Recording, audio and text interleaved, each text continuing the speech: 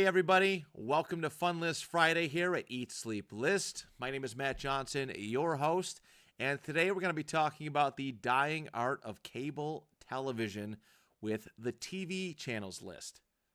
Let's get to work.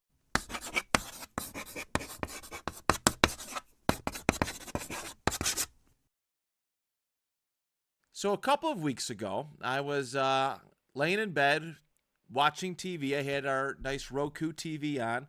I wanted to go and watch the Knicks versus Pacers. I think it was like game 3 or 4, and I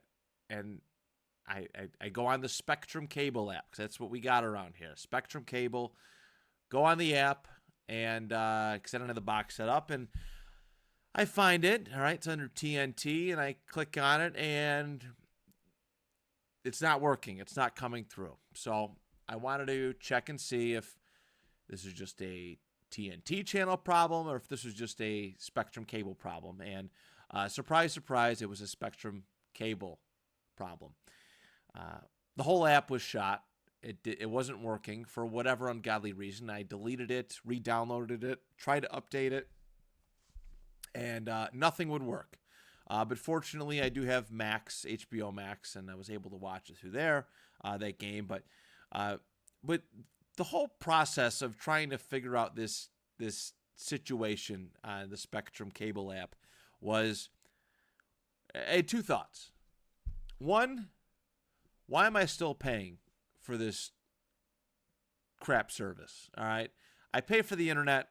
It's probably all that I need, should use. I barely use the cable aspect of it, and when I need it to work, it never ever works. So there's that. That's one part of it. And the second one, man, do I miss the art of TV channels, TV surfing, channel surfing. I miss that aspect of growing up, of just that era of television.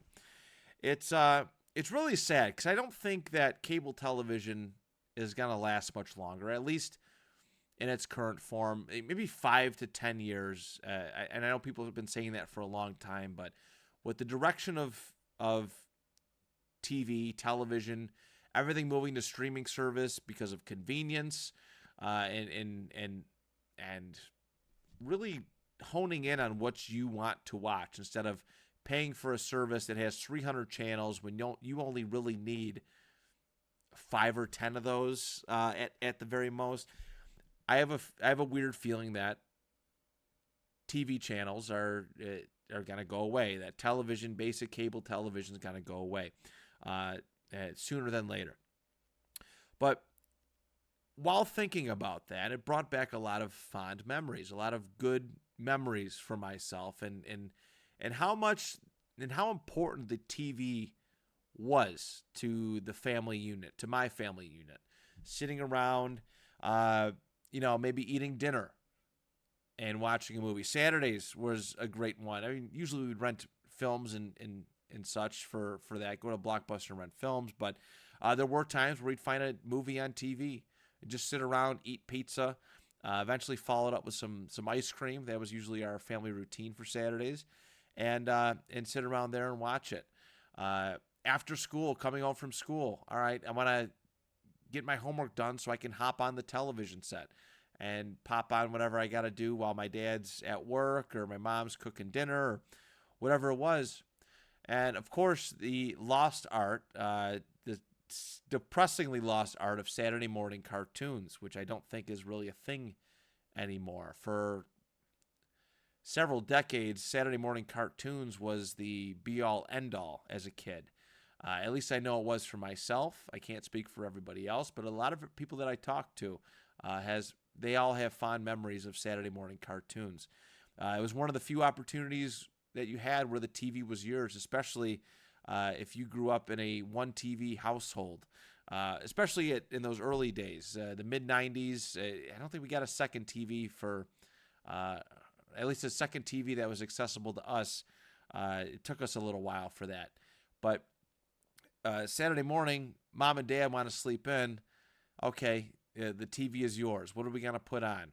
What are we going to have for breakfast, right? Getting a bowl of cereal and sitting in the living room on the floor and watching whatever came on TV and splitting that time with my, at that then point, sister, eventually my little brother as well. But just a lot of good memories around TV. And like, there's a whole art form to it. And I have a interesting psychological theory that I'm going to discuss in Lessons from the List, and I hope I can articulate it as well as it happened in my mind. But just the nature of not really knowing what's on TV was great, unless you had a TV Guide channel book, all right, one of the little books that they used to have, or you went to the TV Guide channel that was there. 95, I believe, was the TV Guide channel back in the day, but for us. But there was just an art to watching TV. Let's go find something new and see if let's go on the TV Guide channel and see if there's something we want to watch, something that we're familiar with, or listen, the TV's ours. We're just gonna channel surf and flip until we find something that that we like. And it was a nice explorative way to try new things when it came to consuming television. So I'm sad that my son is never going to have those special experiences around a TV set, because it's basically always on at our house and through various streaming services, and it doesn't feel special anymore. And I think that's the unfortunate thing. We're so numb to the TV viewing experience that shows and many other aspects of it just don't feel unique as they once did. And we're going to explore that a little bit more in Lessons from the List.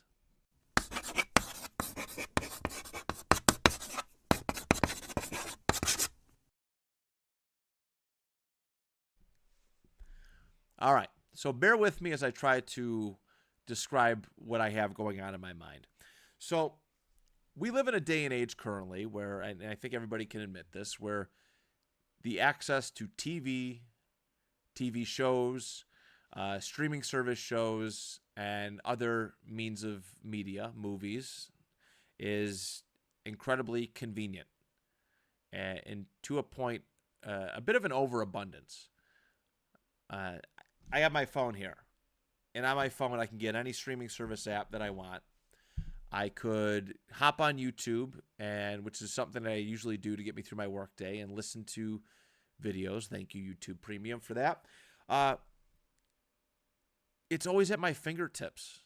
The access to television is always at my fingertips, and it's kind of overstimulating at times. It's a little bit overwhelming, which is weird to think about, because there was a point in time where maybe you wish that you have unlimited access, or mostly unlimited access, to various television shows and so on and so forth.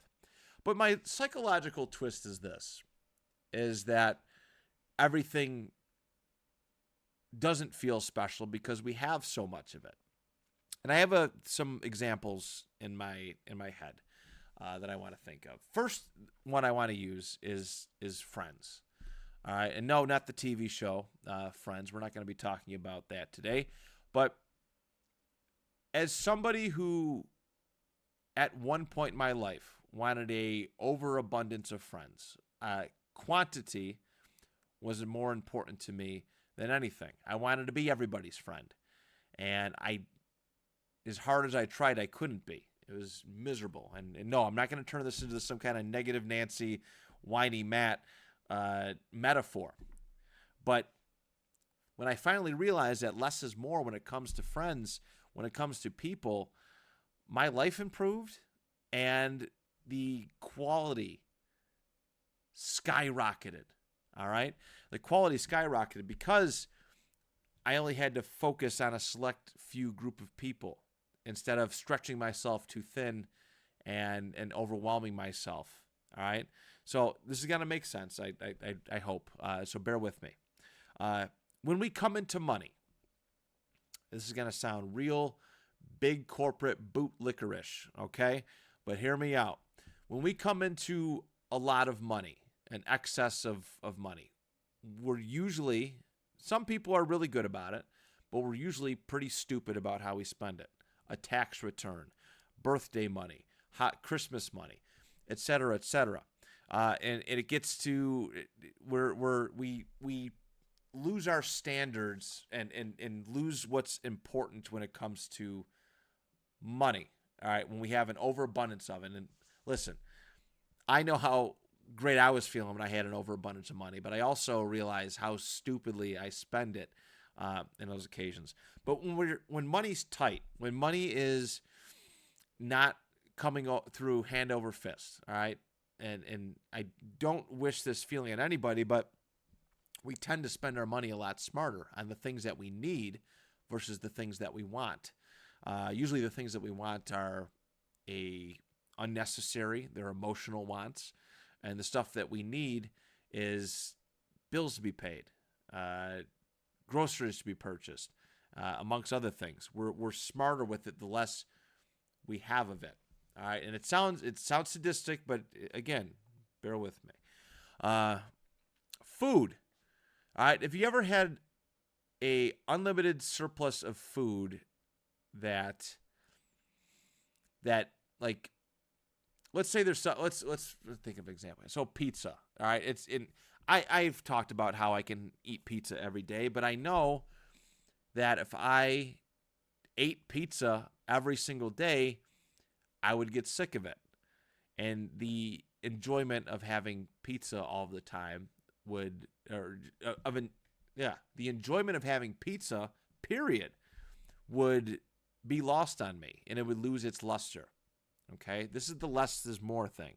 And I feel like us as humans, we're at this point now, especially in the world of entertainment, where overabundance and too much convenience has stifled us, has made us moody and miserable and never like satisfied with what we have. We don't appreciate what we have because of the convenience. I probably should have did this beforehand, but I allude this like another kind of metaphor for this. My friend Will, who's a great supporter of the show, and thank you always, my friend, for doing that. He likes to collect toys. He has a great toy collection room that he's been collecting for years, since his childhood. It is one of the most impressive things I have ever seen. And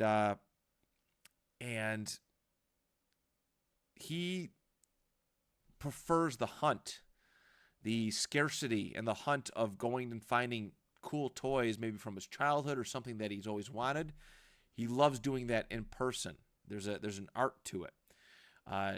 Yes, it's easy and convenient to just go online and purchase whatever toy you want, but do you feel great about it?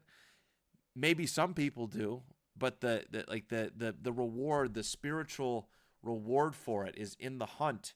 And I think that the way that TV is going is metaphorical for that in all aspects of our lives, that we are overstimulated. We have way too much convenience in our lives, so we don't appreciate certain things. We don't appreciate the limitedness of appointment television, for example. We don't, the urgency to be home, but on the couch by 5:30 for something.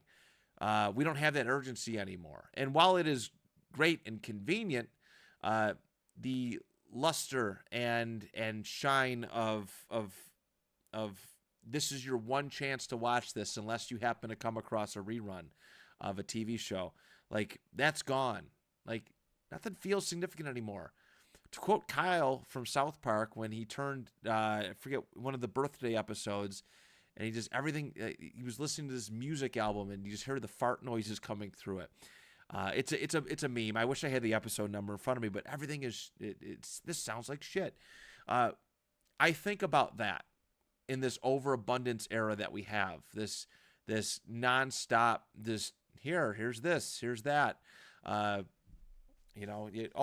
What's that? You missed this episode of here comes another wrestling metaphor, but you didn't catch Raw this week? That's okay. We're basically going to put the full thing out there for you, so there's really not too much pressure to sit there and watch this program. You can just pick out the high points.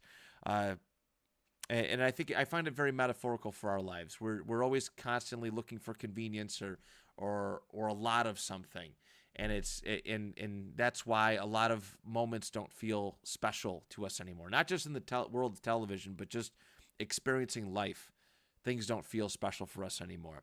And this is not just a TV problem. This is a music problem. This is a movie problem. This is a video game problem, amongst many, many other things. But it's the biggest lesson I'm trying to preach here is that less is more. All right, less is more. Less of everything is more. The less you have of something, the more valuable it is to you. And it's, I can't believe that this is the road I went on for TV channels, but I think it's important for us all to take a hard look at ourselves and see what we're overabundantly consuming, and wondering why nothing feels special anymore. It just feels there.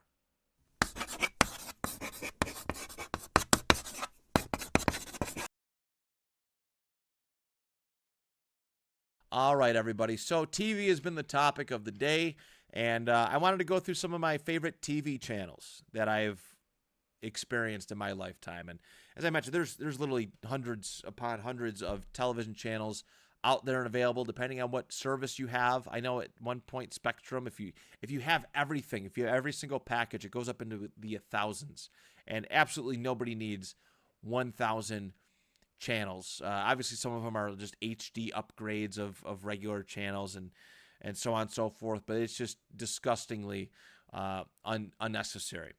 But through my lifetime, I have had a lot of channels that I've gravitated towards. There's been some that I've chosen more than others, and that is what I want to specialize and highlight today. So, as I do for every single list, if there are TV channels that meant something to you, whether you still use them or use them way back in the day, don't hesitate to share. Let's make a connection. You can put them in the comments, or you can send them via email, eatsleeplistpod@gmail.com. Feel free to do that. Seriously, let's get those comment sections going, and that dialogue going between myself and you. I really do appreciate when people list anything, when people find they feel the need, they feel the want to put stuff out there that means something to them. So I thank everybody who has done that so far. But without further ado, here are my top 10 favorite TV channels all time. My number 10, I'm going to start off with a channel that is certainly not what it once was. It is it used to be a hub for music, and it is not that anymore. It is a hub of ridiculousness marathons, over and over and over again. But I'm going to start off with VH1 here. Back in the 90s, when music was not readily at disposal, right? If you wanted to hear a song, you either had to buy the CD, buy the cassette, or listen on the radio and hope that your song would come on. You had a little bit better of a chance if it was a newer music station, if it was a newer song. But if there was something from 3-4 years ago that you really loved and you don't own that music via, again, CD or cassette, you weren't going to find it. So that's it kind of goes back to that overabundance kind of thing. Music felt more special when you flipped on a channel like VH1 and the music video would start playing. And I remember very fondly pop-up video that they did for quite some time. It had you'd be watching a music video and there'd be the bloop, and some kind of cool fact would come up about the music video. And it added extra interest to watching and sitting through a marathon of music videos. Whether you liked the music or not, you were learning something and taking something from it. And I always liked at the end of every music video, there was the water cooler like effect, that bloop, bloop, bloop, bloop, bloop, with all the bubbles coming up. I hope other people remember that. It was really, really neat. It used to be 53, channel 53 here in Niagara County, back in the Adelphia cable days before that whole fiasco went down. But now it is currently channel 61. I have that too. I actually found a website that if you navigate it appropriately, you can find old TV channel listings.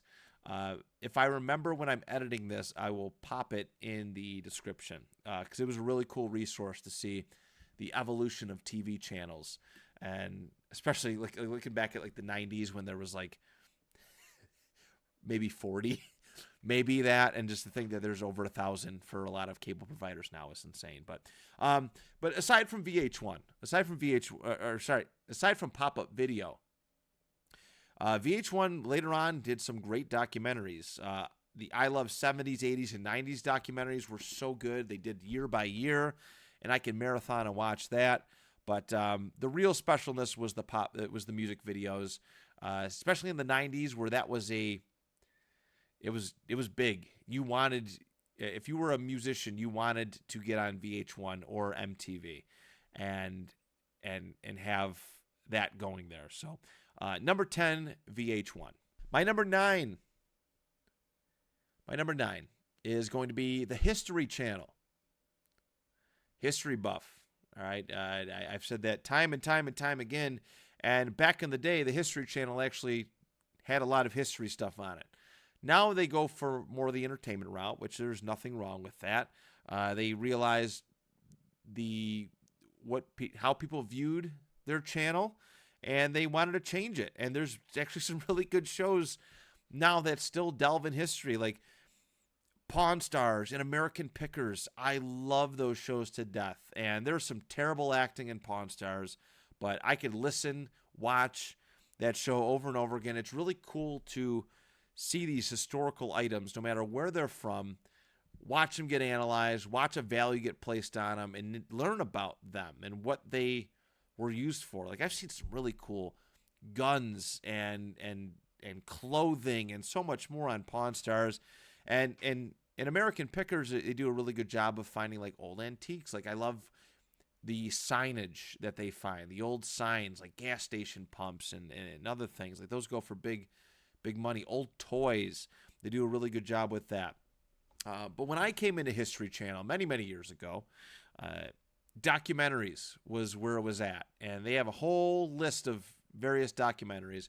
One that I'm always very fond of, is the president's one, where they broke each one down to like 5 presidents or so, 5 or 6 presidents, and they go and they do like a quick synopsis. It was probably about a half hour, 45-minute program for every 5 to 6 presidents that they covered.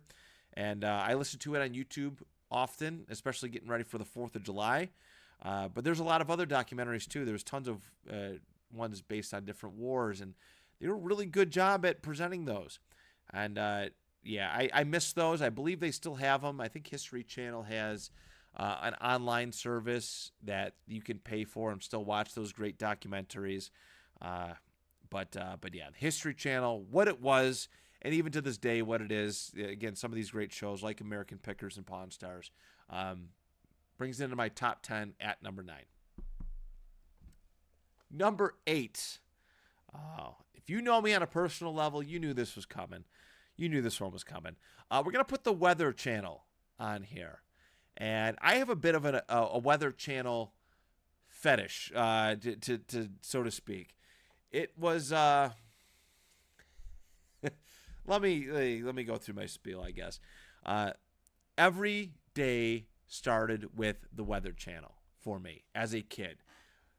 Until I got a smartphone. All right, until I got a smartphone with a weather app that was convenient right there, and I didn't have to wait till it was on the 8s, right? The local on the 8s. But the local on the 8s was the most important part of my childhood. If I'm waking up and going to school, local on the 8s, that's what we're watching to kick things off. And it was heartbreaking if you showed up halfway through the 8, all right, and you missed part of the forecast, and you had to wait another 10 minutes for the local on the 8s to recycle through. But it was cool. I love watching. I will literally, and this is the fetish part of it, in a weird way, I will sit there and listen to Weather Channel music. Shout out Tremel Starks. All right, a lot of good music that he created for it. I literally associate smooth jazz music with the Weather Channel. And I've also sat and watched the history of the local on the 8s. I am that guy. It started out, it's a really cool invention and concept, but yeah, just the crappy animations, the crappy cassette tape quality audio that they would play for it. It just makes it special. The animations that they would come up with. There's literally a history of the local on the 8s YouTube video, several of those out there. And you can see how every single year the local on the 8s presentation changed and got bigger and better. Big fan of the early 2000s. 2001 when they got the smooth talking voice guy there.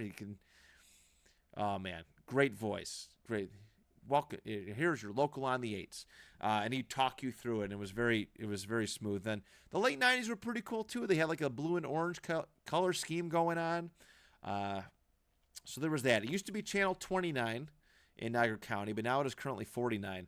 But one more thing I'd add to this entry is that I enjoyed traveling to see the Weather Channel and how the local on the 8s was presented in other areas. And it wasn't like a significant difference, but it was kind of cool, as a kid who used to drive to Florida all of the time, or every other year at least, to see how their weather is presented, see all the different locations in the area, and whatnot. But it was fun. It was fun. I used to also like the storm warning, like the little alarm buzzers that they would have. Love the Weather Channel. It was a no-brainer here, and always a reason to discuss television channels. So that's my number 8. Number 7. Speaking of going down to Florida all the time, we're going to talk about the Disney Channel here as my next entry. There's a lot of cartoon channels on this list. The Disney Channel, as much as I enjoyed it, there was a lot of great cartoons on it. It was not my favorite because of the cartoons, although there were several. Shout out to Gargoyles and a lot of the movie, like the animated movie-based cartoons like Hercules, Aladdin, Winnie the Pooh, and some of the kids cartoons that they had, the kid cartoons like Roly Poly Oly and PB&J Otter, that show, and some other ones. The Disney Channel was just like it just felt natural, right? If I'm a Disney person, Disney Channel is just a natural thing, and they did such a good job covering all aspects. Some of their live actor shows, right? The Jersey, Lizzie McGuire, Even Stevens, and so many more.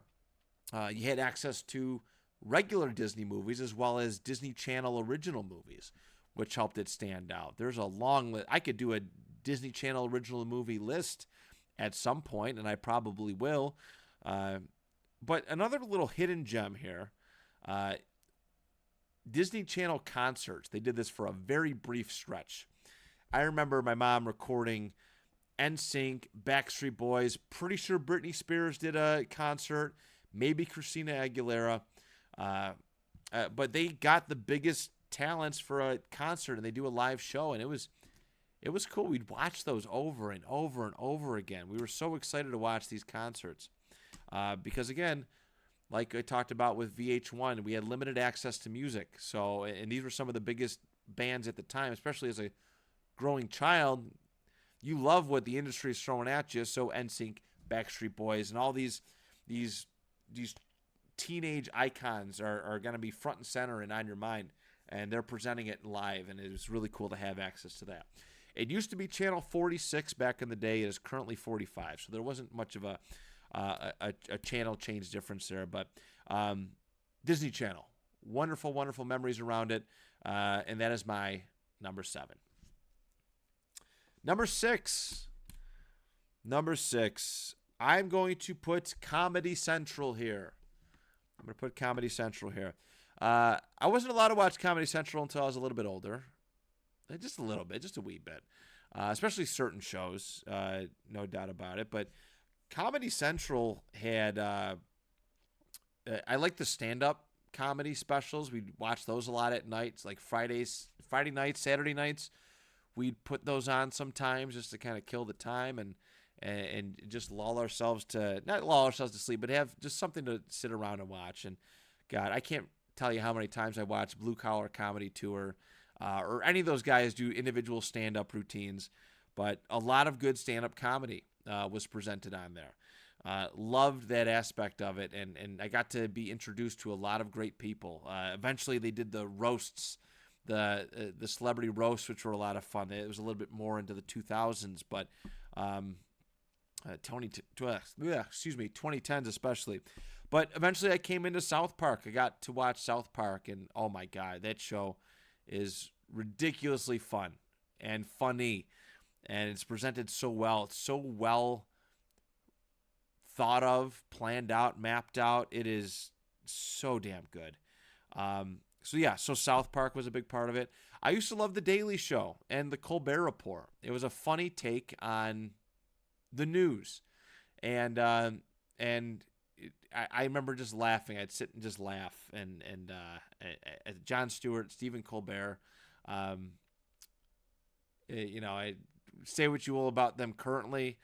Back in the day when they were doing these shows, they were tremendously fun and funny, and I'm actually glad that Jon Stewart's back on the Daily Show, having some part in presenting it. But yeah, Comedy Central. So it used to be Channel 31 back in the day, and then around 2003, it found its permanent home on Channel 55 here in Niagara County. So thought that was kind of cool to see that number. So Comedy Central, number 6. Number 5. Ooh. All right, it's getting tough here. The final 5 are actually incredibly difficult to organize. But my number 5, I'm going to put WB, or more so that what I'm referring to, Kids WB. Kids WB was a variety of different channels. I think at one point it was Channel 22, and then maybe 10, but then it was eventually 8. Now WB isn't around anymore. It became UPN, and I believe it eventually became CW, if I remember this correctly. But back in the day, WB had some heavy hitters for cartoons, and as a kid, that's what you're searching for, right? Animaniacs, Pinky and the Brain, Superman. There was Batman Beyond. They had a Batman and Superman Adventures show. Batman Beyond, Pokemon. Yeah, pretty good show. Pretty popular at one point. Pokemon was a mainstay on WB, and eventually it would go over to a couple other channels. Jackie Chan Adventures. Come on, that was top notch. That was a top notch cartoon as well. And there's so much more. You go check out all these channels' Wikipedia pages. You can see their former cartoons, and I'm sure if you go and do that, you might find something that you liked and enjoyed. But WB was pretty good, and you know what? Even some of their adult lineup shows like down the road were pretty damn good. Seventh Heaven, I think One Tree Hill was on WB. I think there was a lot of good content on WB, but I honed in on the cartoons. That's really all I cared. I don't even know why I mentioned One Tree Hill or Seventh Heaven like I watched any of those shows, but I'm just trying to spawn some memories for the viewers at home. The cartoons were what mattered, and WB, Kids WB, is my number 5. Number 4. I'm going to put Nickelodeon here. Nickelodeon, another great channel for my upbringing. It used to be 38 back in the day. It's 44 here currently. And there's a lot of great iconic cartoons. Nickelodeon, I think, started in the late 70s, 79. I came into it in a great era with Ren and Stimpy, Rugrats, Rocko's Modern Life, and Our Real Monsters, a couple other great shows in that regard. And it eventually became the likes of SpongeBob, Jimmy Neutron, Fairly Odd Parents. There was a lot of really good shows that came from Nickelodeon, a lot of iconic ones. Rugrats and SpongeBob are two of probably the most iconic cartoons of all time, fondly remembered. But I also got to give a shout out to their Nick Jr. stuff too, all right? Blues Clues. Became a big fan of Blues Clues, especially at a time when my brother was growing up and in watching cartoons. So that was kind of a nice way to do that. It was sit and watch Blues Clues with him. And also, it's a little weird to say this now, but Little Bill was a great show. I loved Little Bill. It was a lot of fun. There was a lot of good. They had books, but the show was really cool to sit there and witness. Nickelodeon had it all. It was really well balanced between its early childhood stuff, their regular cartoons. They had some live action stuff, especially late night, where like Are You Afraid of the Dark, The Amanda Show, all that, which is, I mean, that theme is just iconic. And they also had some game shows too, like Legends of the Hidden Temple. The one I really liked was Figure It Out. That was probably one of my favorite game shows there. Me and my mom, and while my dad was working nights, me, my mom, and my sister would stay up and watch that over dinner time. So yeah, Nickelodeon at number 4, and deservedly so. It is a great one. Just loved everything. Slime Time Live, and it had such a good presence.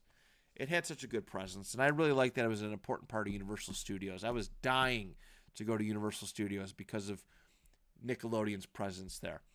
All right, number 3, Fox 29.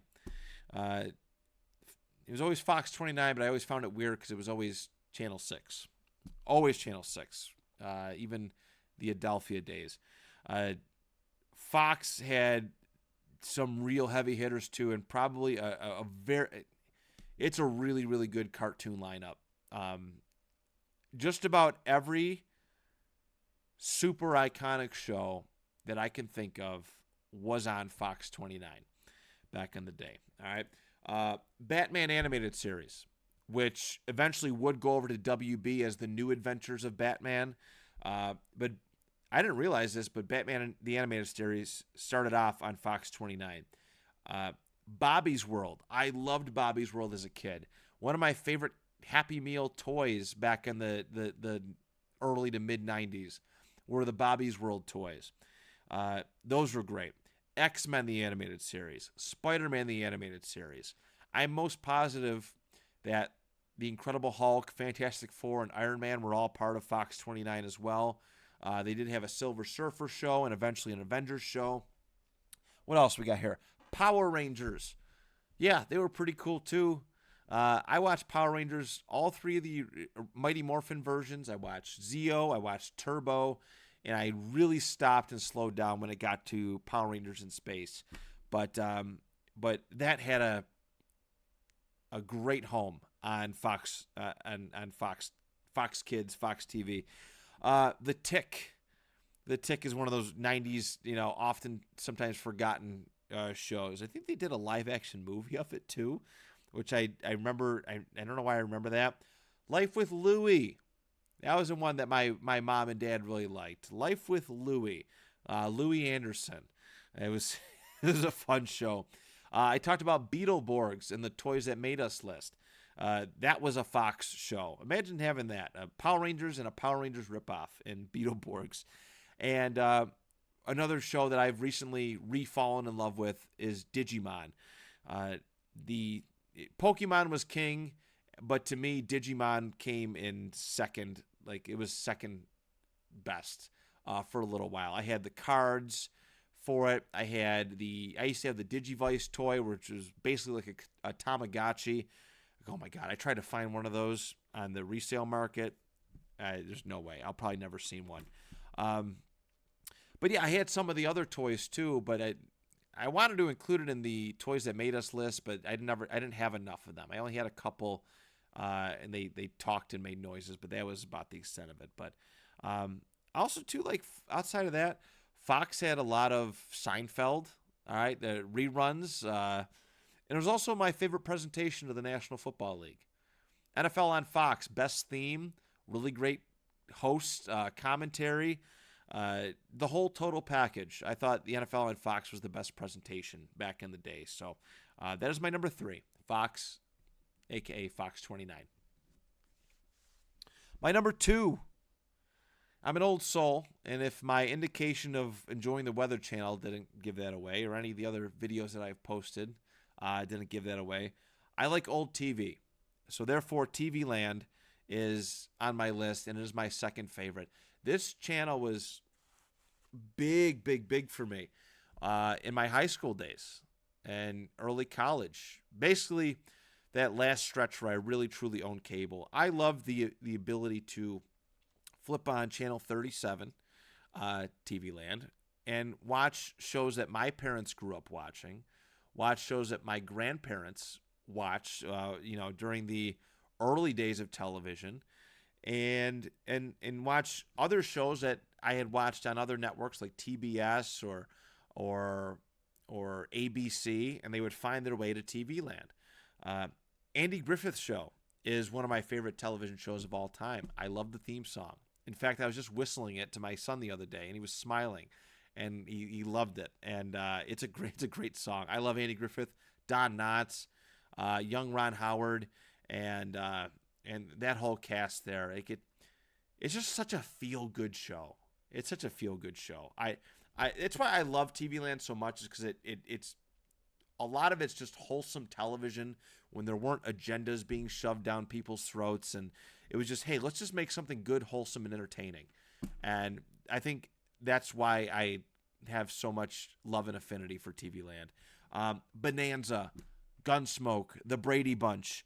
Eventually it would become Roseanne, Everybody Loves Raymond, King of Queens. These are shows that I watched, growing, in the late 90s, early 2000s, that I really enjoyed. Golden Girls is a show that I hold in very, very high regard. And when we do a TV shows list, I can guarantee it will be on there. It's fun and another iconic theme. And there were so many other shows there. I think that at one point they had game shows like Family Feud and stuff like that. But TV Land is a really good total package, and I love that it's there, that it's available and ready to go. All right, here we go. My number one favorite TV channel of all time, and it's the Cartoon Network. The Cartoon Network. Cartoon Network has always been a part of my life. It has always been like that go-to channel. When I came home from school, 10 times out of 10, the first channel I would pop on is Cartoon Network, which used to be channel 59, but now it's currently 46. Just a never-ending lineup of great cartoons. In the early days, it was a lot of Looney Tunes reruns, and Tom and Jerry, and Droopy, Josie and the Pussycats, Scooby-Doo, a lot of those shows. I used to love a pup named Scooby-Doo, the kid, but it was so much fun, and never ending with those early ones. All the variations of Scooby-Doo. Hong Kong Phooey. Good Lord, I can name shows endlessly. And then when I started to come of age, some of the shows that they had: Two Stupid Dogs, a very forgotten show; Dexter's Laboratory; Johnny Bravo; Cow and Chicken; Ed, Edd and Eddie; Courage the Cowardly Dog; Codename Kids Next Door; Grim Adventures of Billy and Mandy. These were like instrumental. I don't know, maybe not Grim Adventures of Billy and Mandy, and I don't even know about Codename Kids Next Door, but a lot of those, like Cartoon Fridays was the big one. Friday nights were pumping out cartoons, new episodes. That was new cartoon time. Foster's Home for Imaginary Friends. Powerpuff Girls, can't forget about that one. That's an iconic one. And probably the newest one that I ever really fell in love with was Chowder. People have an affinity for Adventure Time and a couple other new ones that I can't think of off the top of my head. But Cartoon Network was the hub. And a lot of the stuff that I loved on WB would eventually come over there. A lot of stuff that I loved on Fox would eventually come over to Cartoon Network. Like when Pokemon came over, like that was a big deal. Teen Titans would eventually cut. Well, I guess Teen Titans was more of a Cartoon Network show, but a lot of the DC stuff would eventually come over to Cartoon Network. and they just absorbed everything. And it was nonstop, action-packed lineup. Whether you were watching it during the early parts of the day, the middle of the day, the evening, Adult Swim with Futurama, Squidbillies, amongst other things, Cartoon Network was and will always be the best TV channel I have ever watched. So much fun, and I'm sure a lot of people can agree with that. But there it is, everybody. That is the list, the top 10 TV channels list. I thank you so much for being a part of this episode and being a part of our YouTube channel in any way. Legit, whether it's 30 seconds, a minute, 5 minutes, 10 minutes, or a whole video, or if you're scrolling through and you come through our shorts and you find enjoyment in that, thank you from the bottom of my heart for doing this. This is therapy for me. It's me bringing up old stuff, talking about the past that makes me happy. And even if this is only making a difference in one or two people's lives, if this is helping out just that many people, then it is all worth it to me. It is all worth it to me. It is worth it to me, even though, like, 3 of the people who comment on my stuff the most, my dad, my mom, and my friend Will, and I could talk about them. I could talk about all of this stuff with them on any given day. The fact that, like, they see them responding and commenting and replying to all this stuff is, it makes it all worth it. And I hope I'm doing the same for each and every one of you if you don't know me on a personal level. But all right, everybody, thank you so much. You have a great weekend. We'll be back on Monday. We're at the midway point of June already. This is crazy how time is flying by. But yeah, we'll be back on Monday. Take care. And until next time, do you even list?